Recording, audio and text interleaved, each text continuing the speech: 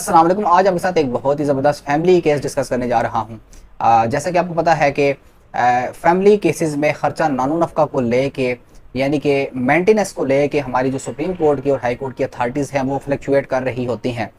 लेकिन एक पॉइंट जो है वो आप ये कह लें कि यूनिवर्सल पॉइंट है और इसमें काफ़ी जजमेंट्स हैं सुप्रीम कोर्ट की और हाई कोर्ट की भी कि नाबालिगान का ख़र्चा जब तक वो बालिग नहीं हो जाते, ख्वाह वो अपनी वालदा के पास रहें या वालिद के पास रहें, वालिद यानी कि फादर अंडर ड्यूटी बाउंड है कि वो बच्चों का खर्चा जब तक वो बालिग नहीं हो जाते उन्होंने अदा करना ही करना है। यानी कि जो वालिद होगा, जो फादर होगा, उसके जो पेरेंटल जो ओब्लिगेशंस हैं, जो जिम्मेदारियां हैं, उनमें एक जिम्मेदारी ये भी आती है कि जब तक बच्चे बालिग नहीं हो जाते और स्पेसिफिकली जब तक बच्चियाँ बालिग नहीं हो जाती और जब तक उनकी शादी नहीं हो जाती वो अपनी वालदा के पास रहें या वालिद के पास रहें, वालिद ने खर्चा नानो नफ़का लाजमी अदा करना है।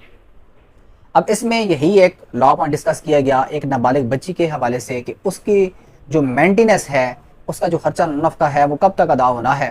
तो यही इंशाल्लाह आज डिस्कस करने जा रहे हैं। बहुत ही इंटरेस्टिंग केस है। मेरा नाम है अवैस हसन साबर एडवोकेट और आप मेरे यूट्यूब चैनल देख रहे हैं जिलान डिस्क्लोजर्स। अब इस केस में इस तरह से था क्योंकि हर वो बंदा जिसने कोर्ट में केस लगाया हुआ है मेंटेनेंस का, उसको उसके वकील ने बताया होता है कि अगर फर्ज के नाबालिग बच्ची है तो उसका जो खर्चा नानो नफ़का है जब तक वो शादीशुदा नहीं हो जाती तो उसको मिलना ही मिलना है।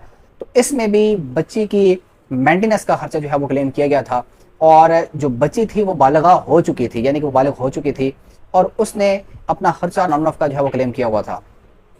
साइड बाई साइड ये भी आपको बताता चलूँ कि उस बच्ची की उम्र वो बालिग भी हो चुकी थी और शादी की जो उम्र थी उससे भी मतलब थोड़ा सा वो ज़्यादा हो चुकी थी। उसको चाहिए ये था कि वो शादी करे लेकिन वो जानबूझ के शादी नहीं कर रही थी। अब ऐसी सूरत हाल में क्या वालिद खर्चा नानो नफ़का का देने का पाबंद था या नहीं था, इस अथॉरिटी में यही डिस्कस किया गया है। अब इस अथॉरिटी में क्या डिस्कस किया गया है कि वो जो लड़की थी वो उस्तानी थी यानी कि टीचर थी और अपनी पे खुद कमा रही थी, अपनी जो फाइनेंशियल उसकी नेसेसिटीज़ थी वो खुद पूरी कर रही थी। इसी वजह से वो जानबूझ के शादी भी नहीं कर रही थी। लिहाजा कोर्ट ने ये होल्ड किया इस अथॉरिटी में, इस जजमेंट में, कि चूँकि जो नाबालिगा है वो जानबूझ के शादी नहीं कर रही तो लिहाजा जब तक वो बालिग नहीं थी तब तक का खर्चा तो वालिद ने देना था, वो पाबंद था। लेकिन अब चूंकि शादी वो जानबूझ के नहीं कर रही तो इसमें वालिद का कोई कसूर नहीं है, लिहाजा वो इससे आगे यानी कि बालिग होने से आगे आगे किसी खर्चा नानो नफ़का की हकदार नहीं है।